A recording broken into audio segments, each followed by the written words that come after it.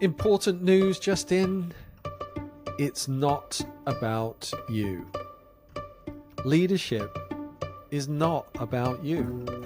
And the sooner we realize that we move away from ourselves and tune into others, the better. Our guest today on the After Dinner Leadership podcast is Salvatore Manzi. He's a communications coach and he has authored a book called Clear and Compelling.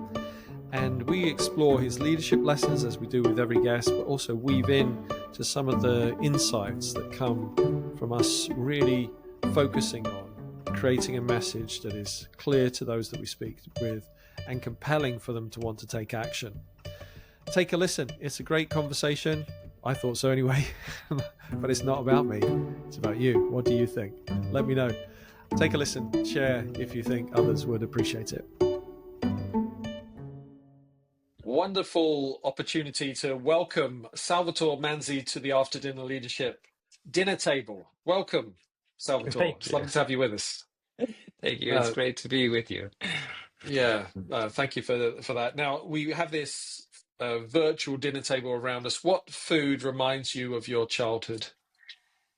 Lasagna, obviously. Like it'd have to be a many-layered lasagna with the proper ricotta and hard-boiled eggs, all of the fixings, definitely. Beautiful, beautiful. And we also, I'd like you to think about yourself when you were a younger version of you, maybe not that much younger, but the 20-year-old version of you. What was noticeable about you? What was memorable about you in that phase of your life, would you say?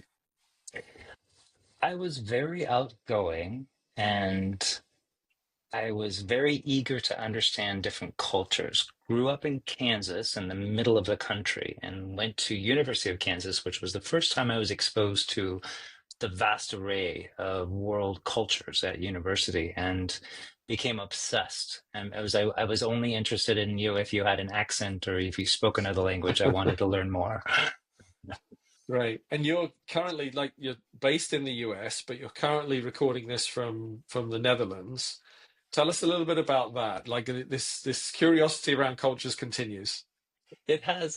Once I graduated from university, I took a world globe, stuck a pin in Kansas, and it came out in New Zealand. So I moved to New Zealand, and that just sparked a nomad adventure. First time around was about 5 or 6 years of just being a full nomad. Then another stint of 3 years, and I'm currently on my third nomadic adventure, about a year and a half in, and I'm going to be spending the next 5 weeks here in Europe, starting in Amsterdam. First time here. Very nice. Great, great. What are some of the other locations? Not that we want anyone stalking you, but where else are you going in Europe? Please stalk me. That would be, I've never had that thrill of being stalked. I'm going to be going from here to Stockholm, Helsinki, then to Milan. I used to live in Milan, so I'm going to back and see friends. Going to visit all parts of Spain. I've only been to Barcelona, so I'm going to see Valencia, Alhambra, and spend a few weeks in Madrid. And then wrap it up in Portugal because I love Porto. I think it's probably the next place I'll spend a long time there. Great. Yeah, we just a couple of weeks ago, I was in Lisbon on holiday with the family, and we were recommended to go to Porto. It was just a little bit too far north for us. We said, well, let's save that for another trip. Yes, make it another trip and stay there a long time. It's lovely. If you like port wine as well, it is the place to go.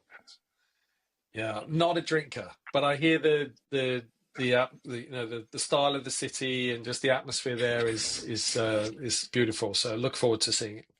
Well, good luck on your trip and good luck on your nomadic adventures. I'm sure you'll discover lots of interesting things. And one of the things that we would like to discuss today is what is you as a leader and some of the lessons that you've learned as a leader. And clearly, as a communications coach, communication is at the heart of your thoughts around leadership. But I'd love to capture from you, what are the 3 leadership lessons you wish you had learned earlier? Number 1, that people care a lot less than I had anticipated or made out to be. There's something called the spotlight effect, where we believe that other people are paying more attention to us than they really are. It's that idea that, if you see a person trip, they usually look around to see if anybody saw them. That Yes. drive, right? That is, it's not real. People are not paying that much attention, and it really is less about me. So number one would be not about me. Yep. Most of other people's reactions has nothing to do with me. Number two, I wish I'd learned better boundaries. I had spent a great deal of time, uh, people pleasing might be too strong of a word, but I had spent a great deal of time compromising until I felt a friction. And if I had just kept and maintained those boundaries to begin with, less friction, less destroyed relationships. Third Yep. leadership lesson I wish I'd learned earlier would be to lead from a place of purpose rather than driven by fog. I don't know if you're familiar with the acronym FOG. No. It comes from recovery circles: fear, obligation, guilt.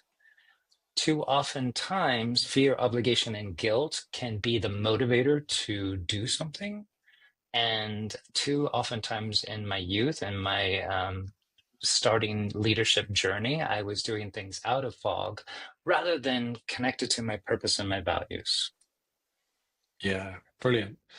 Okay, so we've got this first point that it's not about me, and actually people care less about me than I might think they do. Second is establishing clear boundaries, and the third, operating from a place of purpose, and not being driven by. I like that FOG acronym. I've not heard that before. I'll take that away from this conversation. Thank you. Yeah, so it's almost like the knee-jerk, emotional, driven. It's not emotion. Maybe the wrong word, but yeah, it's not purposeful. It's almost external forces operating on you than kind of that intentional action. Am I understanding that That's distinction right? that is the understanding. And like the easiest way to point at it is just think about the number of times that you called your mom when you didn't feel like calling your mom, but you knew that you had to. That fear, obligation, or guilt. It's like, I gotta call my mom, right? Versus like having a purpose or a value driven approach where I want to call my mom because I want to maintain connection, and Mm. I want to honor those who have like supported me in my life. That's a different, like it's two different places, right? Yeah, that that whenever we talk about mothers, kind of gets to my heart because my mum passed away a few years ago, and I miss those phone calls. Is the first thing that comes to mind. It's Mm. that commitment to speak to her every week that I made to myself was such a special part of my routine. And maybe the occasional week it might have felt like an obligation, but it never, the bigger picture was it wasn't that at all. It was very much around how important that was to me to have a strong relationship with her, and for the things that the wisdom that she was able to share with me every week we spoke. I miss that. I miss that a lot. I mean, and the truth is out there. I would say to anybody listening, if you don't wait until they're gone to have that Yes. sense, because there is a truth to that connection. And I watched many people who have said, I wish I had, Mm. versus people that, like, I feel very connected to both my parents. I feel blessed, and we've become friends as adults, and we have a lot of Yes. fun adventures together. So Yeah, that's great. Super. I'd love to explore those a little bit more detail. Okay, so you've put up, and maybe even in sequence, and there's probably some overlap between some of this stuff too. Your first point around, I love the example of the spotlight effect and the analogy you used there, or the example you used. How do we stop that though? Because there's something in the wiring. So what have you done to learn that? What are some of the methods you've done to kind of take that spotlight off you a little bit? What is the heart of that? I appreciate this because I did gamify taking the perseverating about other people thinking about me off the table, and that is I force myself to say not about me, 10 times before I get up and speak, before I get up and lead that meeting, before I get up and do. Not about me, not about me, not about me.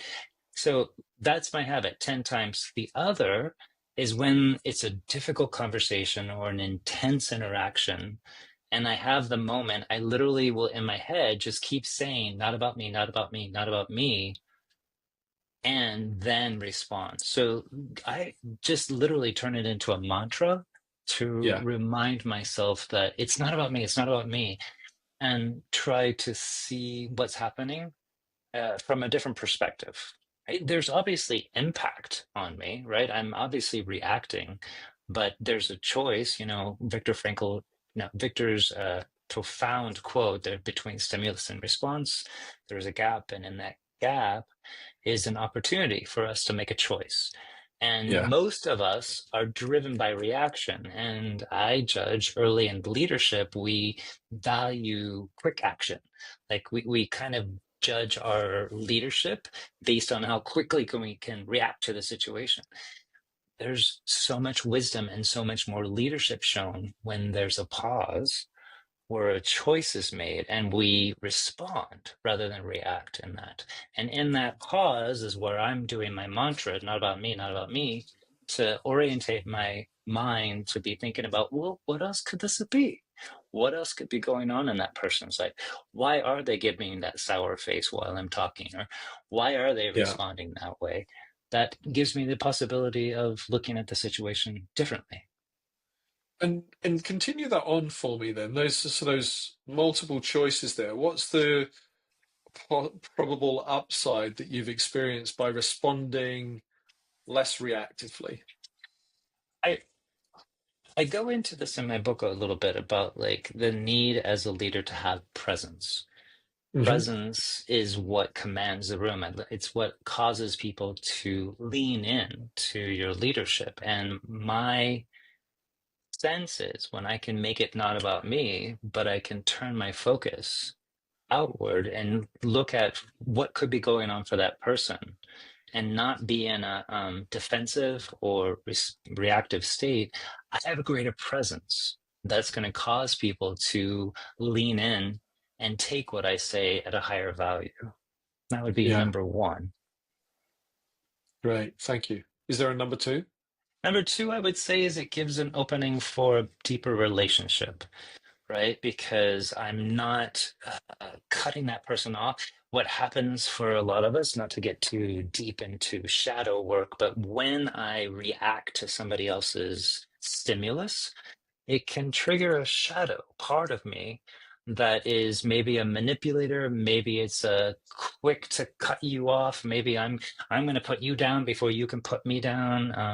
Yeah. Knowing what your shadow is important, but if I make sure that I'm going into a not about me state, I'm less likely to go into a shadow and do something that's going to make what could have been an opportunity for healing into something volatile and destructive. So That's really helpful. Thank you. Hey, I'd love to just discuss the mantra a little bit. What I love it, by the way. So could I treat this as a, a, a opportunity to just dismantle and just look at it again? So it's not about me.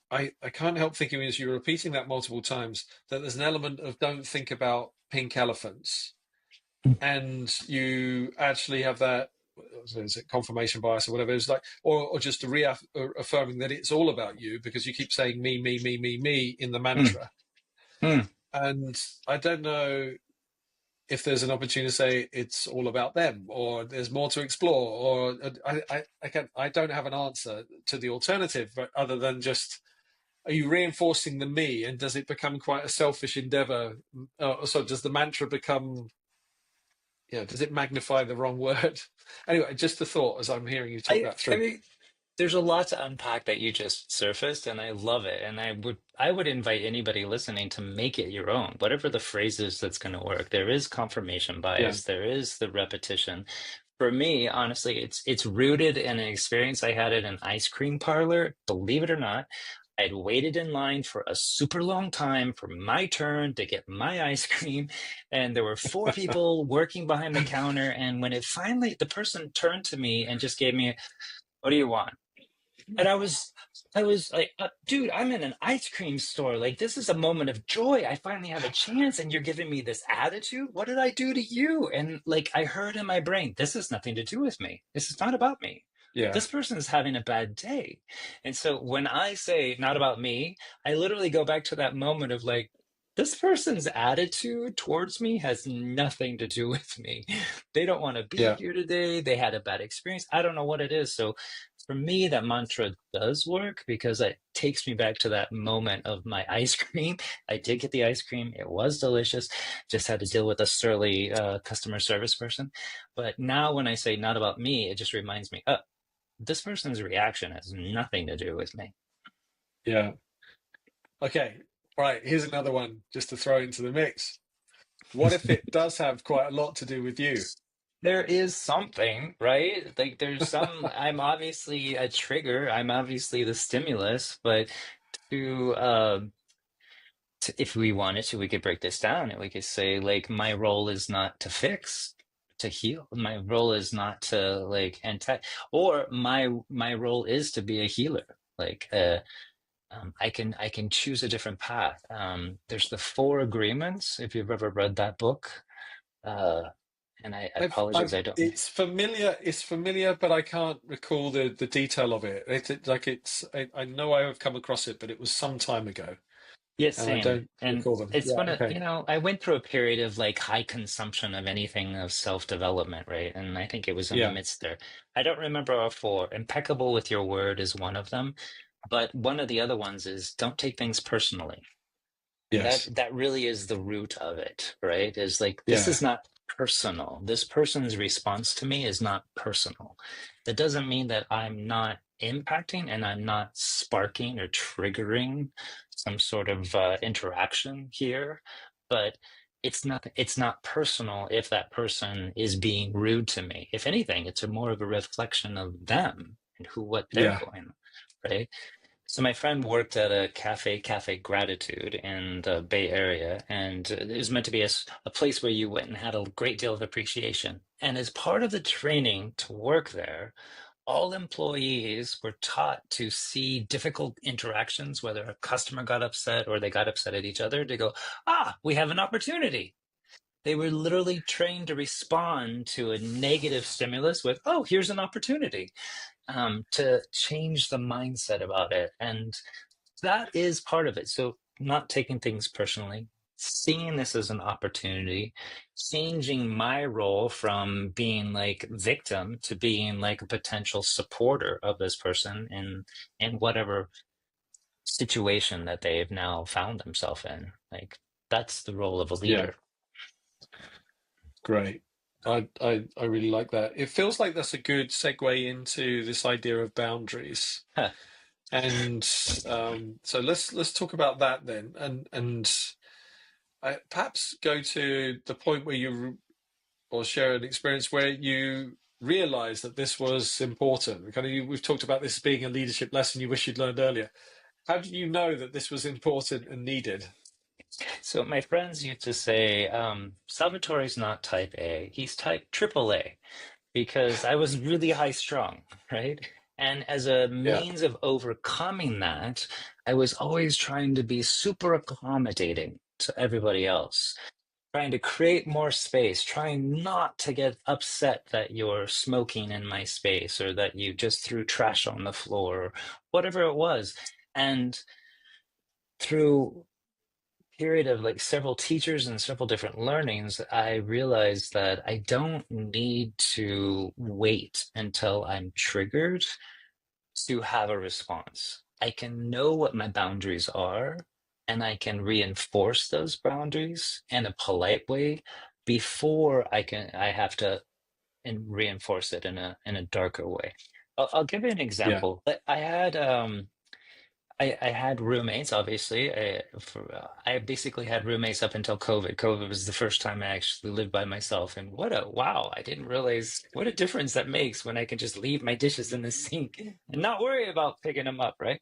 But there was a lack of consideration from my roommate to leave dishes in the sink or something like that. And rather than telling my roommate that was a problem, I would let it go. I would let it go. And then the floor wasn't clean, the trash wasn't taken, little things. And until I would explode. And it would be this like unhelpful, unhealing exchange between me and my roommate where I would just want to leave. I'm done. I don't even, there's nothing I can do here. I'm done. And then I lived with somebody and we had all of the chores written out.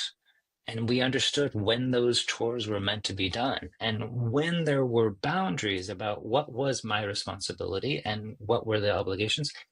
No more friction. None of this passive aggressive behavior that I couldn't seem to control because it was all on paper. It was all understood. So that experience with that roommate changed and helped me start going into situations and thinking through what are my agreements with myself, with my colleagues, with this project, so that I know when those boundaries have been crossed. Yeah. Yeah, I mean, that's really powerful. I think the awareness to do that and to anticipate it is, there's a nervousness, I think, in relationships to go there as well. I certainly find that, because we think it's going to be, I mean, too kind of restrictive or perhaps even a little bit rude to talk about those things, that we would assume someone would leave the dishes in the sink. What are you accusing me of? That kind of thing. But it's like, actually, reality is that some of those areas we do need to be a lot clearer on. And I can think of conversations with colleagues, siblings, friends, when they're talking about things that have wound them up in relationships. It's often these little things of people overstepping a red line that they didn't know existed. So yeah, it's really interesting. And that's Yeah. part of it. We don't know our red line until they get crossed, oftentimes. And that's an aha, that's a learning opportunity. But for a lot of people, again, when I was just in getting out of college, I didn't have a lot of boundaries. So I was creating great, width for other people, which was not helpful. And somebody gave me the keen advice when she asked me like, what kind of, like, I think it was about a restaurant, like what kind of food do you want? And I said, I'm open to anything. She goes, no, I need to know your no before I can trust your yes. And I was like, wow. Because if I don't tell where my boundary is, they don't know how far they can push me, right? So, yeah, Yeah. I'm not going to go for a level 5 spicy Indian food. That's going to tear me up for weeks. I can't do it. So, if if she doesn't know my no, she doesn't know, she can't trust my yes. And I may appear to go along with her when that's not helpful to either one of us. It's going to bite us both in the butt, Where figuratively. have you seen this play out in the role of a manager, a leader of people in the work context? I would say it often happens, well, okay, two situations. One is when a person has gone from a team member to team lead, and they're not clear on how to reorient those relationships. So they will start allowing certain people that they have a relationship to get away with certain behaviors that are not supportive of the overall team. That's number one. The second is when it's a new manager, new as in their first time to direct or manage other people, they I judge that oftentimes new managers take on the role of a parent, and there's a big difference between parenting and managing. And a lot of people who Yeah. haven't had a good example or haven't seen a pathway or mentored, they might take on that role of a parent. And a parent can be very accommodating to a child learning along the way. Whereas a manager needs to set boundaries to ensure the work and the efficiency is followed. Yeah, helpful. And those conversations, one to one or as a team, how would you say those are best handled in the workplace? As a leader, you're not always going to get the choice. But there's a terminology in inclusion work where you call in or call out. Calling in is where you take the conversation offline, call them into your circle, explain it one on one. Calling out is when it is to the benefit of the entire group for you to share the awareness and surface it in the entire group. So I would put it in that same category. As a manager, is it beneficial for the entire team to understand where the boundaries are? Or is it necessarily just to explain to that one person where it is so that the behavior stops? That's going to be very contextual. So I don't know if there's a across the board on that. Understood. Yeah, thank you. Let's move to your last point in a bit more detail. How did you discover your place of purpose? There was I appreciate this question, and it is, if I could do a little self-disclosure, part of my search, my nomadic life was a search for purpose. For probably the first 2 years after college, as I traveled the globe, I would ask everybody that I met, like, what gets you out of bed? What gets you out of bed? Like, what is it that like gets you out of bed? And finally, one person said, warm Vogel toast. And I was just like, that's just too easy. And it changed, it reoriented my mind around what I was trying to find as purpose in life to make it more practical to the moment. Like in this moment, what is my purpose? Where am I finding my joy? How am I finding? Then, as I did more leadership work, I went to a leadership retreat and we identified our mission. It was an exercise on the retreat where we identified our life mission. And the idea being whatever the deepest wound of our childhood, healing that wound is one of our missions in life. And so creating, for me, creating a world of acceptance. As a child, I didn't feel like I belonged. I grew up in Kansas. I felt like I was a square peg in a round hole. Salvatore, nobody could say my name. I just didn't feel like I belonged. So I wanted to create a world where everybody felt like they belonged. I wanted to create a world of acceptance where people felt their place at the table, felt empowered to use their voice in any setting. That was what surfaced from doing that mission work. And that helped me define my purpose in life. And my purpose is to help leaders use their voice to achieve, inspire, connect with other people. Great. Thank you. I love that as a purpose. I want to talk about that, and I'd love to just go back a moment. The word healing or heal Mm. has occurred on several occasions in this conversation. And what makes that such an important part of your life's work? I don't know that I was prepared for the depth of questions that you were bringing, so thank you. I really appreciate this. You're really making me think. Too many of us are struggling in life, struggling to find our place or struggling to move ahead. And in that struggle, bumping up against each other, and these bumps and friction points become splinters that become stories, that become beliefs that suddenly we have to unpack.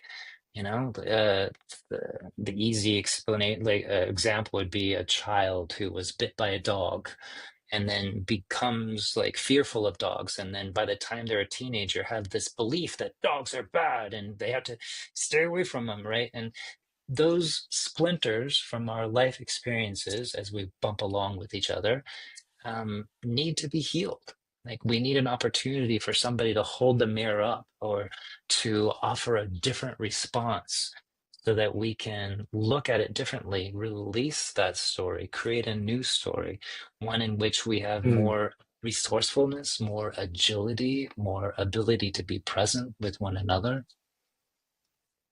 What does it mean for Yeah, there's a you lot.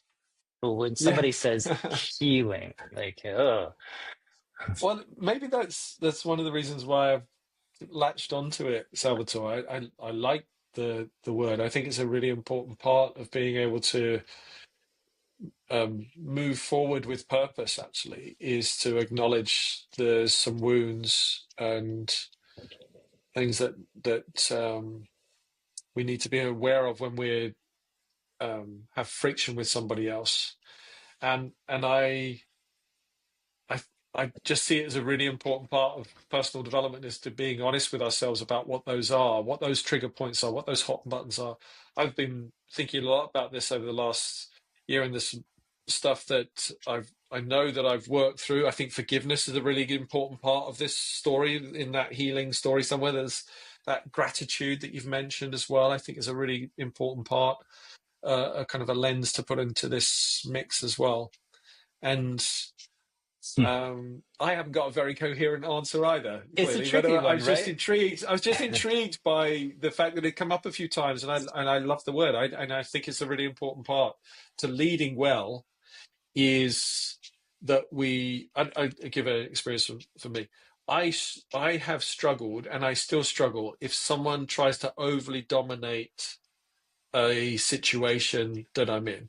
Yeah, so the leadership style that I find most challenging is when someone tries to impose their will on everybody else's. Yeah. And I've had some bad experiences of that in my career. And so when I get a sense of that now, I know if I'm not careful, I can overreact to someone behaving like that to me. So that stimulus response point. And Hmm. it's because there's elements of that I think I've healed and I know I've done some deep work on, but there's still obviously some stuff which still requires a little bit of proper, deeper healing on, because there is a percentage that I can get triggered by if I'm not careful. So, is that an answer to your question? It's I it's think there's something in that it's anyway. Yeah. it's great. It also, like, for me, it's micromanagers, right? The micromanagers, like, I had a micromanager, and it just, and I realized it's a control. Whenever anybody else tries to control me, I immediately bristle. And I did Mm. more research. I did more inward work on it and realized it's because I feel a lack of control. So I want to control. Then I resent somebody else taking control or being in control. And it's this downward spiral that doesn't lead to anything generative. And when I pivot to what do I have control over?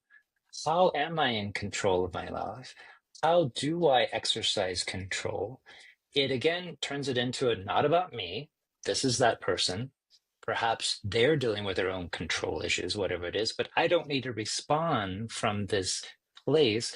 And so, in my very California way of being, I will say I healed that part of me that would react in a trigger to the trigger in a negative way. Yeah. Thank you for sharing that. I appreciate it. Now, you have written a book called Clear and Compelling. You hinted at it a little bit earlier. What was the creative inspiration for you to put pen to paper or fingers to keyboards to make this happen? Fingers to keyboards mostly. It was after 20 years of coaching leaders on how to communicate their vision and motivate teams, I put all of that into a book called Clear and Compelling. And I myself am an introvert, and I've been working primarily with data-driven scientists, analysts, financial advisors, people that work with numbers and data, who find themselves having to lead a team or take their vision forward. And most public speaking training, communication training, is for the extrovert. It doesn't really identify how to work for our minds, how to put it out there. So I've put all of this into the book, Clear and Compelling. You can go to clearandcompellingplaybook.com, and you can also get a free download of the values worksheet to help you identify your values and come up with your purpose as well. That's super good. Thank you. I'd love to be a bit playful here. What would be the antithesis playbook? What would be the title of it? So if clear and compelling is at one end of the spectrum, what's at the other? What was the point of that? Would be the other. What was the point of that? Why was that person talking? Why are they still talking? Good. I love that. Okay, and I've seen it. I operate in these circles a little bit, and I think there's clearly a need for some support in this space. And thank you for your work on it. And how do people get access to this work of art? In September, it will be released on Amazon. You can go right now to clearandcompelling.playbook.com, clearandcompellingplaybook.com. You can sign up to be notified when it gets released, and you get access to the whole resource library, including a chapter from the book. Yeah, brilliant. Thank you. And are you working on another book? Is there another one in the pipeline? Oh my God, I've almost finished this one. You want me to do another one? Yeah, my next one is going to be how to be a good podcast guest, because that's something I'm learning I'm in the action right now. Great. Well, I've not written anything worth reading. So, I'm just curious. Often there's something, this sparks often an appetite to do another one. I've having spoken to a number of authors, so I'm sure this will be great for people to read. And as you have worked with people in the communications space, how do you help them to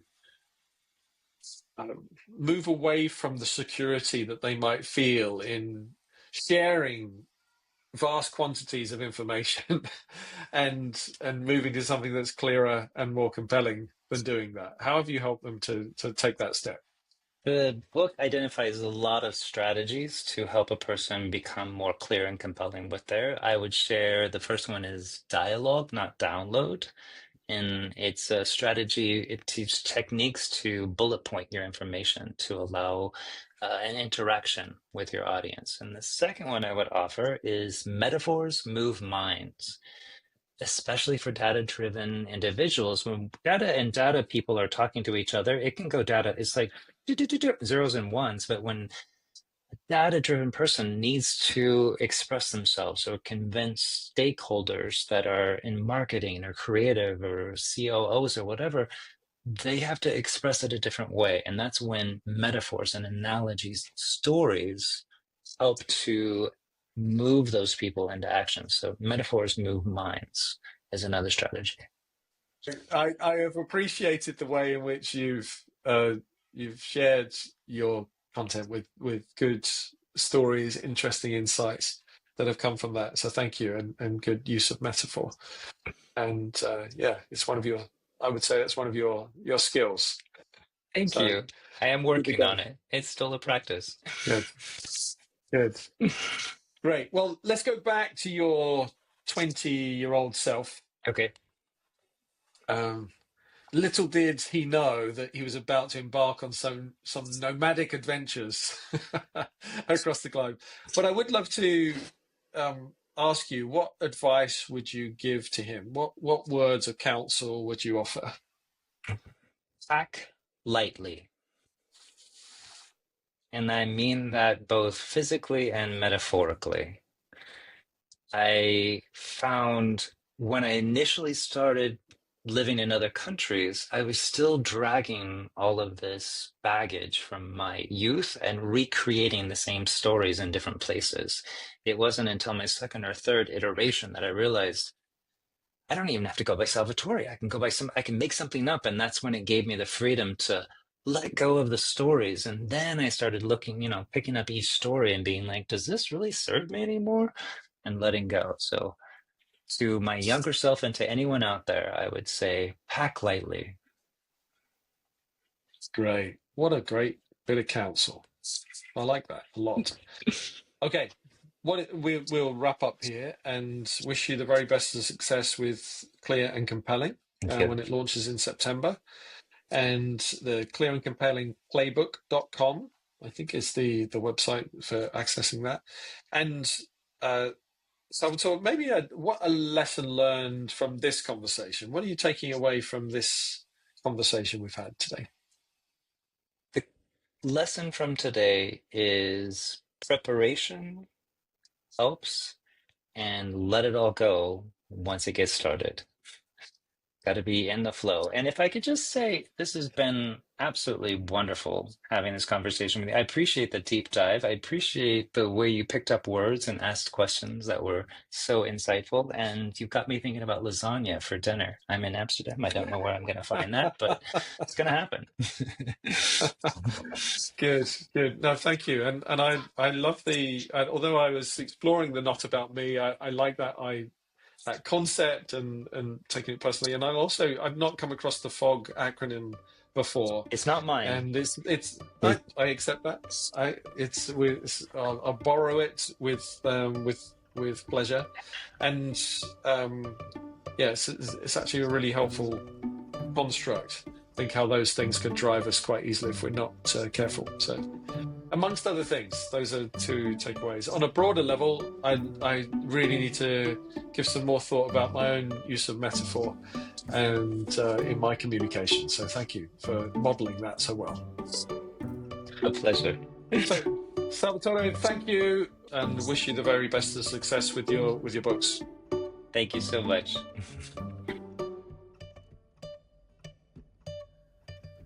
Thank you for joining us at the After Dinner Leadership Table, and trust that you've got good value from listening to this episode. Thanks for being here. One question for you.